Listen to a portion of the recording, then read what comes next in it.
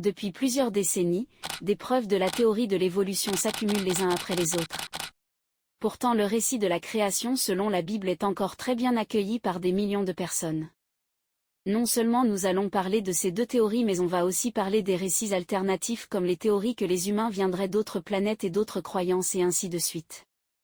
Et à la fin chacun pourra réfléchir par lui-même, donner sa conclusion et dépasser ses incompréhensions. C'est quoi la théorie de l'évolution ? Il y a 2 millions d'années dans l'actuelle région de l'Éthiopie, vivaient les ancêtres des girafes actuelles. Dans cette savane les girafes avaient des tailles très variées. La longueur de leur cou variait beaucoup d'une girafe à un autre. La girafe est un animal herbivore, elle se nourrit donc de végétaux qu'elle trouve en hauteur. Dans cette condition le fait d'être plus élancé ou d'avoir un cou plus long est un énorme avantage. Les girafes plus élancées, les girafes au cou plus long survivent plus longtemps. Ce qui fait qu'ils se reproduisent aussi plus que les autres.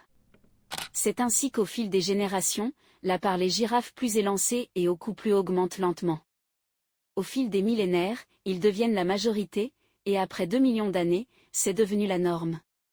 Ce qui vient de se passer, c'est ce qu'on nomme aujourd'hui, la sélection naturelle, théorisée par Charles Darwin, un naturaliste et paléontologue britannique en 1859.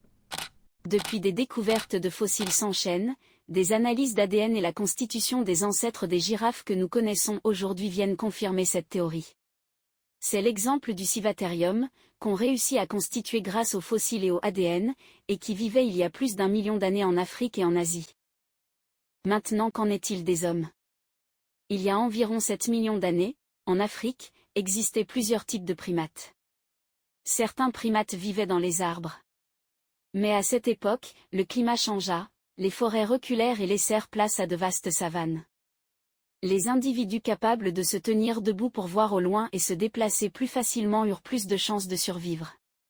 Peu à peu, la marche bipède devint un avantage, et les ancêtres des humains commencèrent à évoluer dans ce sens. Selon les estimations les plus récentes, nous partageons 98,79% de notre patrimoine génétique avec le chimpanzé, 98,47% avec le gorille et 96,96% avec l'orang-outan.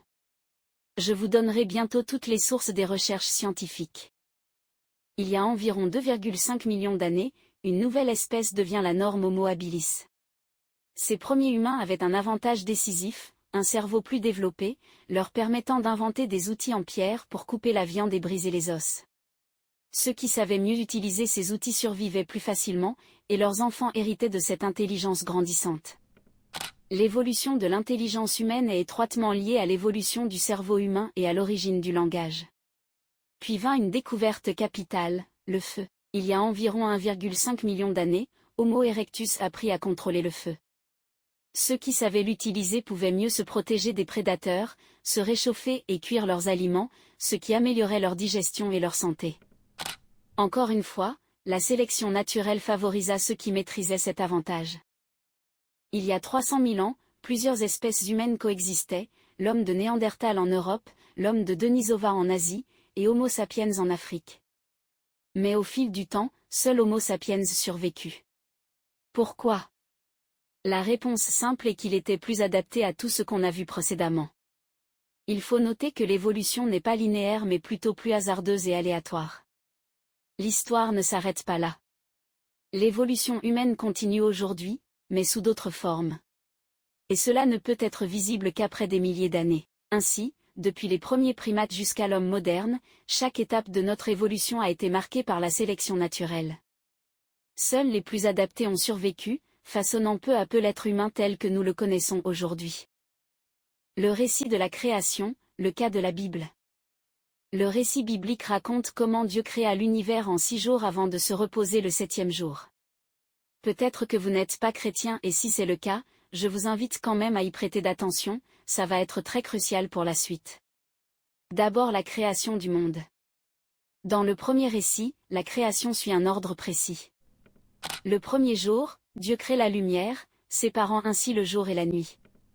Le deuxième jour, il établit le ciel pour séparer les eaux d'en haut et celles d'en bas. Le troisième jour, il fait apparaître la terre ferme et la couvre de végétation.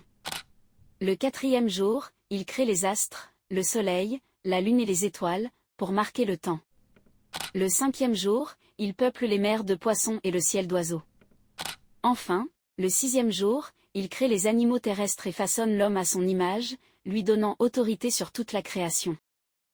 Le 7e jour, Dieu se repose et bénit ce jour, établissant ainsi le sabbat. Ensuite la création de l'homme. Le 2e récit, Genèse 2. Dieu façonne Adam à partir de la poussière de la terre et lui insuffle la vie. Il le place dans le jardin d'Éden, où pousse l'arbre de vie et l'arbre de la connaissance du bien et du mal. Dieu crée ensuite les animaux pour tenir compagnie à l'homme, mais aucun n'est un véritable compagnon pour lui. Alors, il fait tomber Adam dans un profond sommeil et crée Ève à partir de l'une de ses côtes. Ce récit met en avant l'idée que l'univers et l'humanité sont créés par Dieu avec un but et un ordre précis. Il souligne également la place centrale de l'homme dans la création, ainsi que son lien particulier avec Dieu. Les recherches, les preuves et les explications logiques. D'abord, aucune recherche scientifique n'a réussi à prouver le récit de la Bible.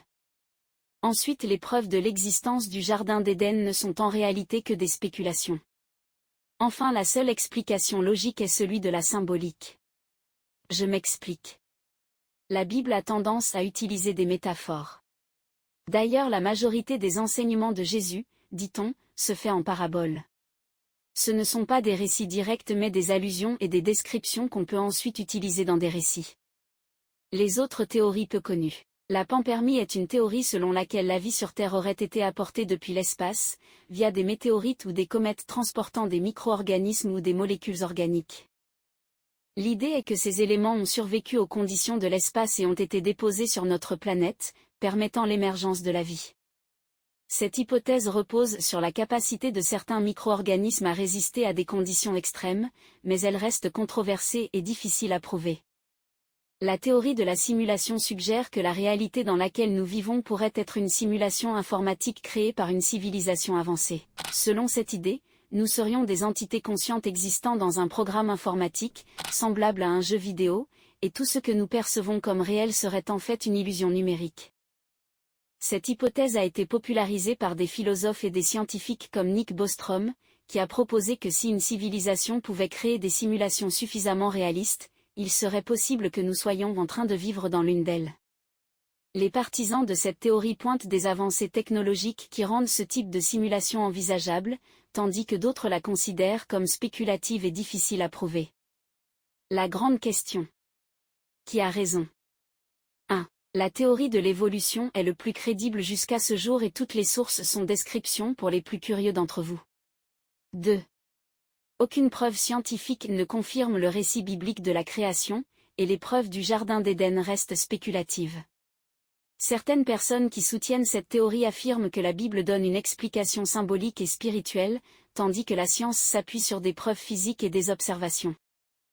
Elles considèrent que ces visions ne sont pas incompatibles, elles voient le récit biblique comme une métaphore, tandis que la science décrit le comment plutôt que le pourquoi de la création.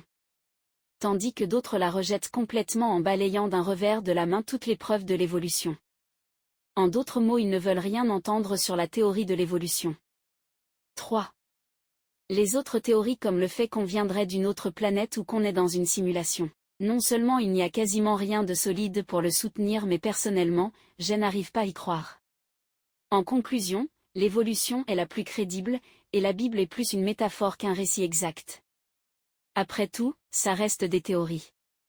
D'après vous, qui a raison? Dites-le moi en commentaire, je suis très curieux d'avoir vos réponses. Prenez soin de vous et de vos proches. À bientôt.